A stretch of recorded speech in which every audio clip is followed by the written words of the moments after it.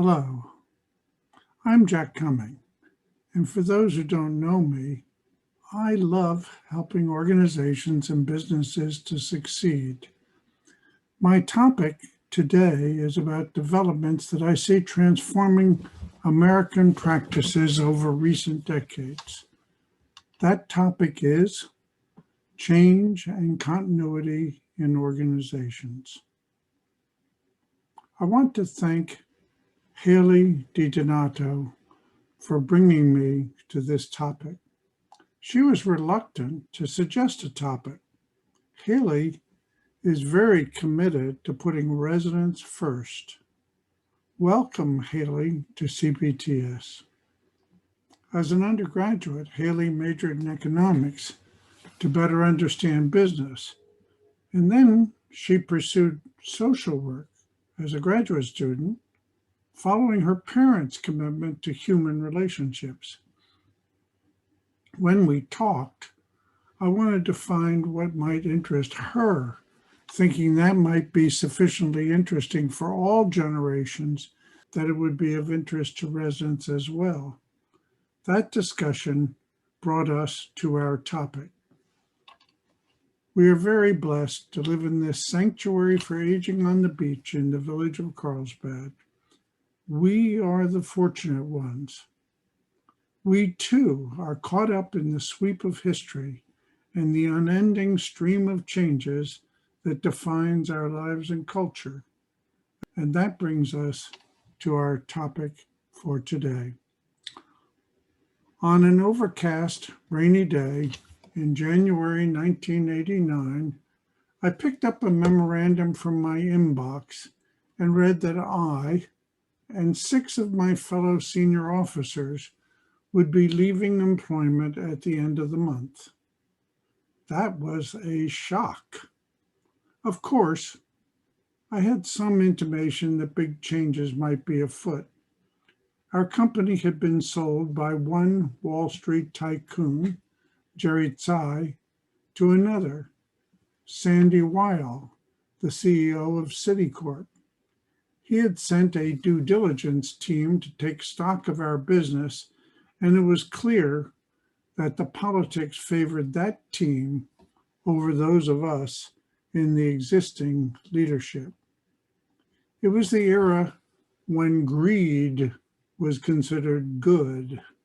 Clever self-dealing took the place of what had once been the financial world of trust and integrity, where a person's word was tantamount to a bond.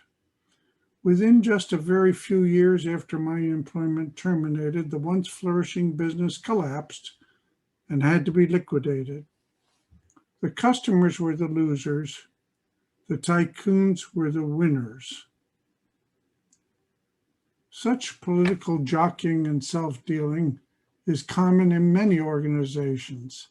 That ours was a business organization was secondary to the common human tendency of people to favor those they know over those who suddenly come under their jurisdiction. Clearly, this tendency of politics to determine organizational advancement is contrary to the ideal that the leaders should be those most qualified to lead. In my case, I was prepared for the ouster, so I was able to hit the ground running. Even before I finished registering for unemployment benefits, I had found clients for a freelance consulting business. Not only that, but I was soon approached about several jobs that were attractive. I stayed with consulting, though, because I wanted to remain in California and because of the fun of working for multiple clients. The contrast of these two positions, one freelance, one employment, puts into relief the organizational change now coming to business, and at a slower pace to nonprofit and governmental organizations. The one position was in the precarious political world of corporate leadership, in which one has a boss and subordinates. The other was in the liberating world of independent work, in which one has many bosses, clients, and is dependent on a network of support.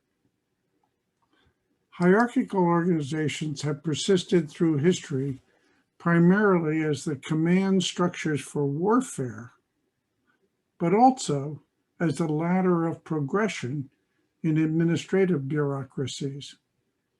In a command structure, recruits are trained in unthinking, instant performance of instructions.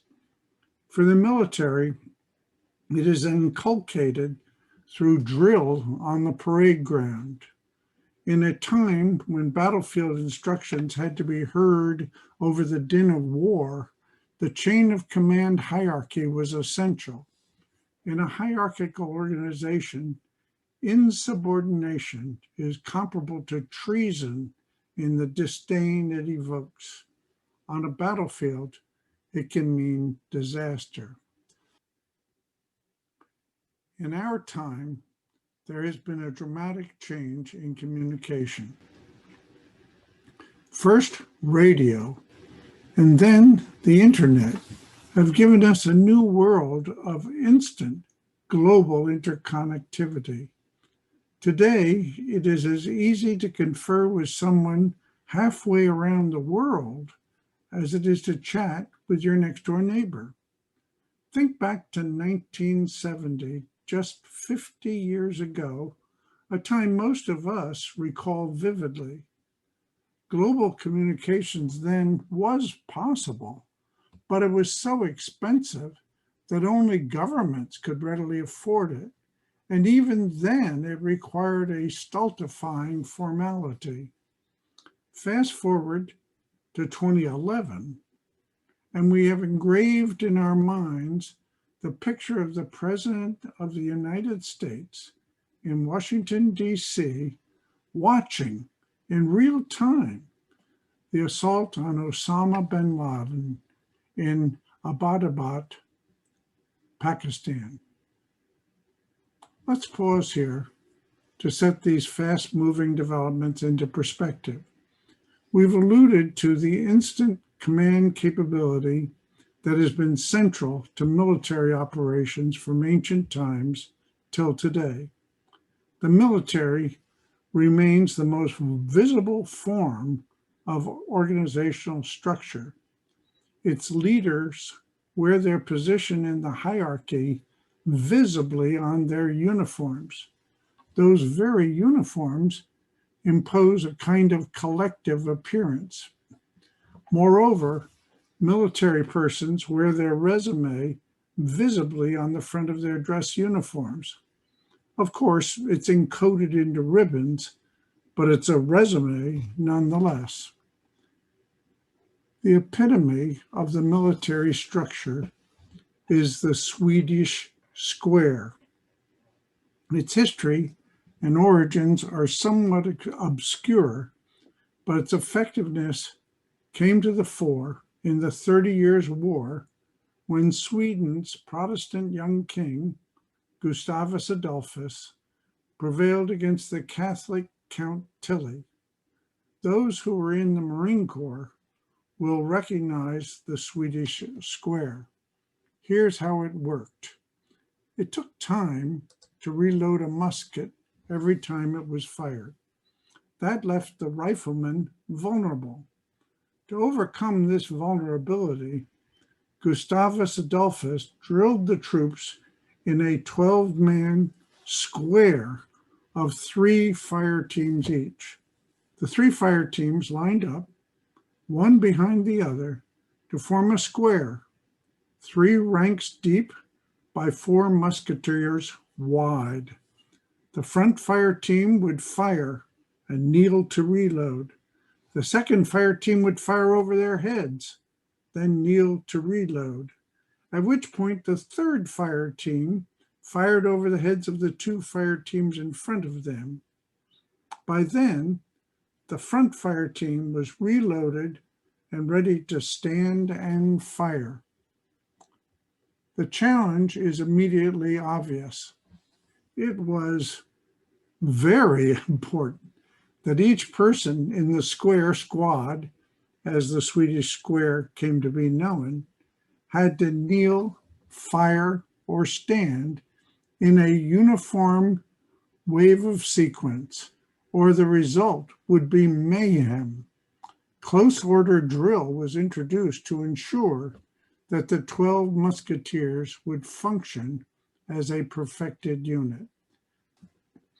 Anyone who has ever served in the military knows that laying down a field of fire is the key to keeping an enemy at bay in combat. Today, that is achieved with machine guns and other automatic weapons. But the machine gun was only devised when the Gatling gun was put into production during the American Civil War, 230 years after the 30 Years' War. The Swedish square was the machine gun of 1631, and it was deadly effective. It depended on instant responsiveness by people trained to function like a machine, unthinking, repetitive, and uniform. The effectiveness of that centrality of humans trained and disciplined to function like machines under the direction of tactical commanders became important to business with industrialization. When Henry Ford doubled the wages of the workers at his assembly plant, the deal was that in return, they wouldn't complain about being required to do a mindless, repetitive, boring task over and over throughout their shift. Industrialization, like infantry military operations, require people who agree to suspend their own individuality to serve the concerted effort of those in charge. That idea of managerial control has dominated our organizational thinking through the 20th century and into the 21st. Central to mechanized organizational structures have been two elements. One is the concept of span of control. In order for a single person to control the efforts of a group, it's important that there not be so many people in the group so that the supervisor can keep track of what they're doing and enforce conformity. The second element is specialization. On the assembly line, one person might specialize in tightening the nuts on wheels, while another specializes in inserting seats into the automobile. In a corporate structure, people specialize in what we now call silos. Some specialize in accounting, while others specialize in sales and marketing. Management is expected to set the vision and enforce the uniformity of the operation in what has come to be termed brand discipline. It's analogous to the way the Swedish square was commanded or assembly line functions were coordinated, or franchise uniformity is maintained. That brings us to the emerging world of 2021. The internet is now a well-established reality. I confess that I never could have foreseen the revolution in thought that has resulted. My own career began in a paper world. The company I worked for had a catalog of over 3 million customer records in a huge sea of file cabinets on the 12th floor of the building in which I worked. Those records were maintained by an army of women. Yes, they were all women led by a male supervisor who were expected to carry out their functions unthinkingly, much like the fire teams of the Swedish square. Those paper records gradually gave way to mainframe computers. For a long time, we kept the paper records just in case something went wrong. It took that very long time for corporate executives who had come of age in the 19th century to accept the abstract electronic records of the computer era. We have the same phenomenon today in the reluctance of executives who came of age in the pre-internet era to give up the command and control comfort of hierarchical organizations. But change is underway. Many entrepreneurial organizations begin with a group of friends or an inspiring leader who has a vision for improving the human condition through enterprise. Typically, these are high-energy people who trust each other and who naturally fall into contributing in line with their own passions and talents. Steve Jobs and Wozniak. Jack Ma and a group of friends meeting in his apartment in Hangzhou. Jeff Bezos driving with his wife Mackenzie from the intensity of New York City to the talent pool in Seattle. These are all examples of how the internet can spark effective change to improve people's lives and give them capabilities they never could have imagined existed. Moreover, most entrepreneurs, like those just cited, are young and are not hobbled by commitment to outmoded thinking that makes established organizations resistant to new modes of operating. Span of control thinking is less needed in an organization in which all of the participants are personally committed to the mission and want the organization to succeed. In those cases, all that is needed is coordination and teamwork. In the traditional sense of a team as a group of people working together for a shared goal. That word team is a positive word. Don't we all want to be part of a winning team? I think of the commitment that NFL teams have to winning. They come together to win, and they bring their all to the field of aspiration. It's not surprising, therefore, that the concept of teams has come into hierarchical organizations to describe the frontline workers who actually do the work or directly serve the customers, much as the fire team members of the Swedish square were the frontline workers in combat. Not all work, however, is something that people are motivated to want to do. No one wants a job cleaning toilets.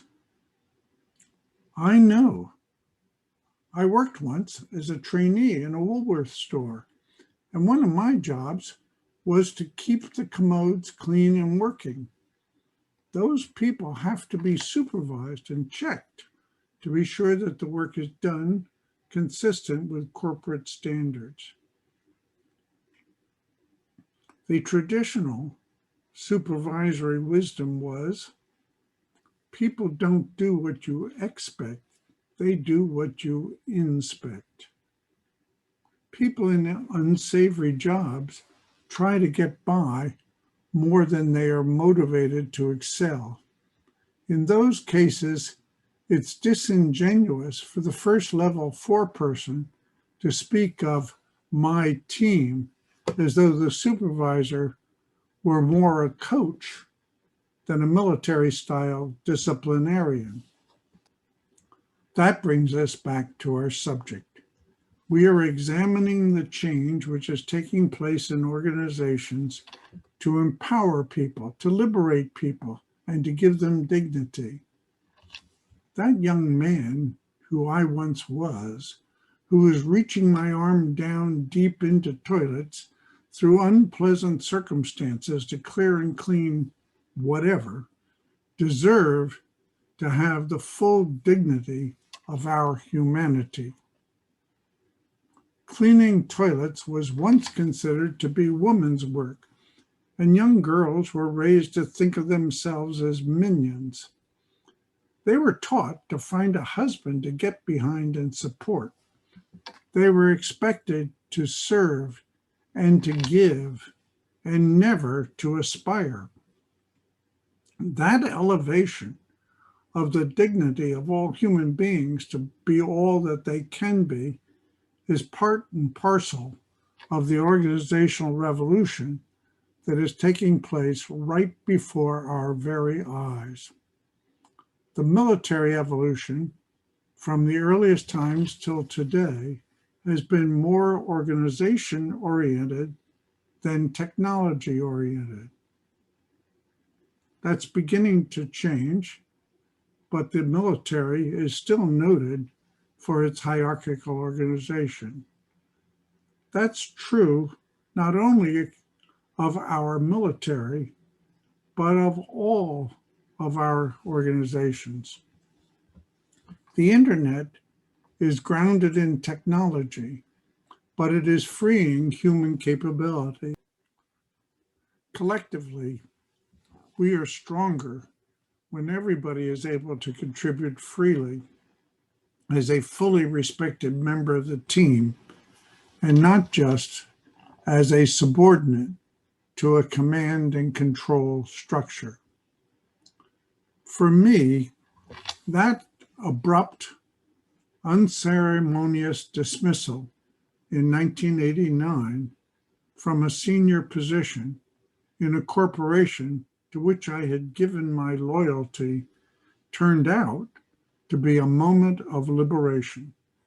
It didn't feel that way at the time. My first consulting client was the new Otani Hotel Corporation in Los Angeles, a corporation that had Japanese parentage. I remember that first engagement and the payment that followed as clearly today as if time had not intervened. Everyone who has ever started a business remembers clearly their first paying customer. With that first assignment, I became part of what is now becoming more prevalent. I set up a spare bedroom in our house. That was a challenge. After years of having colleagues at work, it was difficult to work alone at home without anyone nearby. I made up for that by taking lunch with friends, but it remained uncomfortable. Today, that need for contact with coworkers is being met by the proliferation of co-working spaces. Co-working brings together remote workers in a local setting. Their collegiality is based on where they choose to work instead of their employment by a single common employer.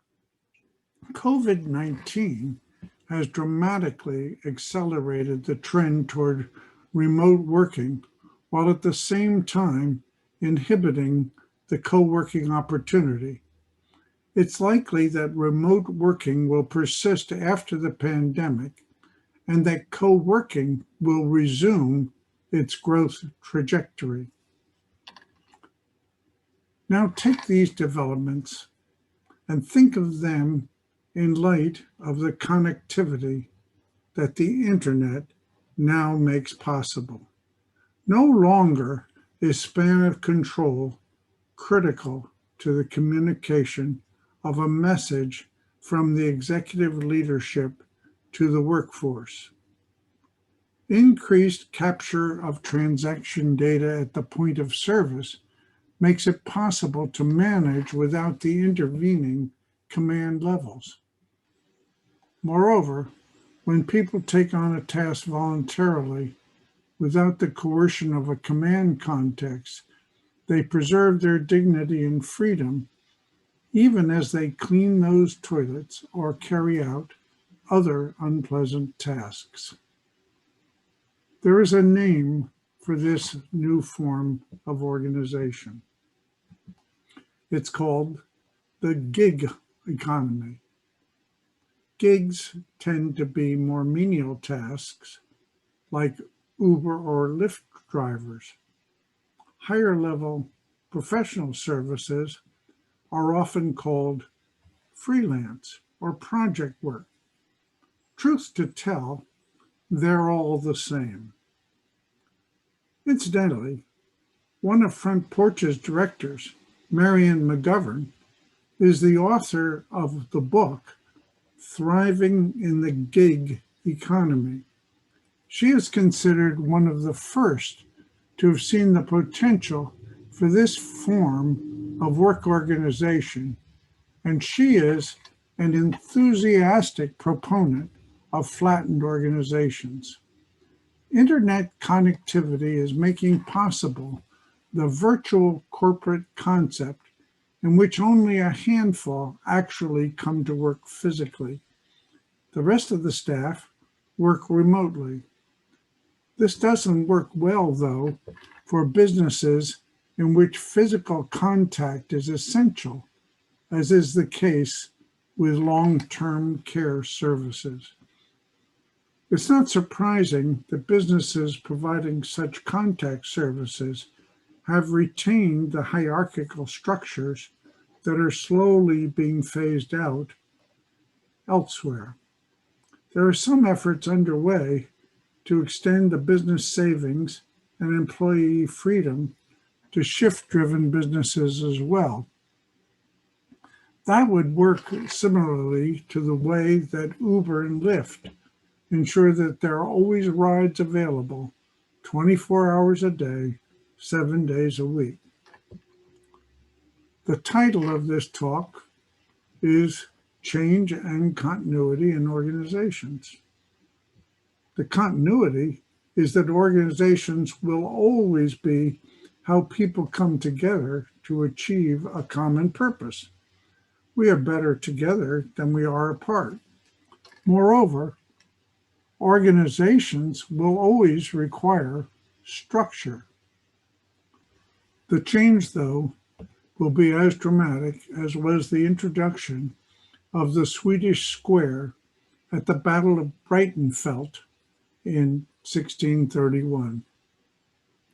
With the internet, it's no longer necessary for there to be a lengthy, multi-layered chain of command for management to oversee the performance of workers. People who have been supervisors charged to enforce discipline can become coaches, helping workers to function more efficiently and skillfully. Here are the takeaways.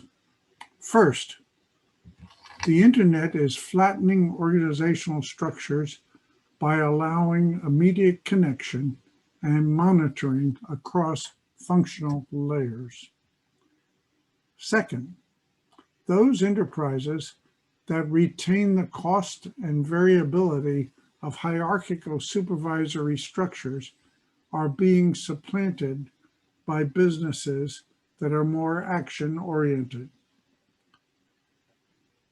Third, the military too is flattening its organizational structures and embracing diplomacy as a form of interaction with enemies and allies alike. Fourth, the transition of the economy from an employer-employee jobs model toward a more flexible freelance gig model is accelerating. Fifth, the decoupling of healthcare and other benefits from employment will give employees new rights, and new freedoms. Sixth, this economic change will have the effect of sharing productivity gains more equitably with workers who are likely to be able to earn their livelihood with fewer work hours per week. Seventh, work lives are already merging with home lives, as it's no longer considered unprofessional for children or pets to intrude into business conversations. This trend will continue. Finally, the idea of home will evolve as the sharp divide between home and work blurs, and that will change the way Americans live. This leaves us with questions. Question 1. Will people prefer to earn more money or work fewer hours if the evolving economy makes this a common choice? Question 2. Will labor organizations, unions, be able to evolve to work with a more flexible workforce in which the collective relationship between employer and employees is eased? Question 3. Will the prevalence of two-earner parent families now result in greater integration of childcare and education with the parents' home and work lives? Question 4. Will the single-family home remain central to the American dream, or will housing choices become more urban and less suburban? Question 5. Will remote working prove to be more effective over the long term, or will employers insist on a return to centralized workplaces? Question 6. Will advances in technology and computer-enabled analysis be more or less important in our futures than the organizational changes discussed here? Question 7. Lastly, on a global level, will changes in how work is performed and organized change worldwide prosperity? How will that impact issues like global warming, transportation, and military deployments? Will change bring the world closer together or drive us farther apart? Thank you for listening. I'm eager to hear your thoughts and discuss any questions that you may have.